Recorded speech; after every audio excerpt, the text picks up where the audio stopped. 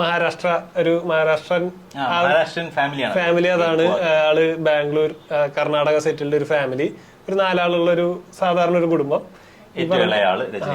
അതെ, ആകസ്മികമായി അദ്ദേഹം ഈ അഭിനയം എന്നൊരു സാധനത്തിലേക്ക് വന്നുപെടാണ്. അതായത് ആളുടെ ചേട്ടനാളുടെ ഈ രാമകൃഷ്ണ മിഷന്റെ ഒരു ഇവിടെ കുറച്ച് സ്പിരിച്വൽ ലൈനിലേക്ക് ആളെന്ന് മാറ്റാൻ ശ്രമിക്കുന്ന സമയത്ത് ഒരു പ്ലേയില് അഭിനയിക്കുന്നത്. അപ്പൊ അന്ന് ഭയങ്കര അപ്രീസിയേഷൻ കിട്ടി.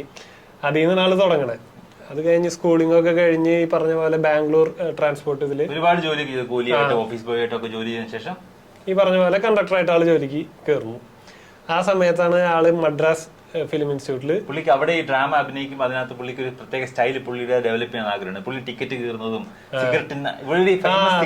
അത് കുറെ ആള് ലൈഫിൽ ചെയ്തിരുന്ന സാധനം പറയണത്. അത് ചെയ്ത ആൾക്കാർക്കൊക്കെ ഭയങ്കര ഇഷ്ടമായിരുന്നു. ആൾക്കാർ ആ ബസ്സിൽ വന്ന് പുള്ളിയെ കാണാൻ വേണ്ടി തന്നെ ബസ്സിൽ വരുന്ന ഒരു മോഡ് ഉണ്ടായിരുന്നു അന്നേ.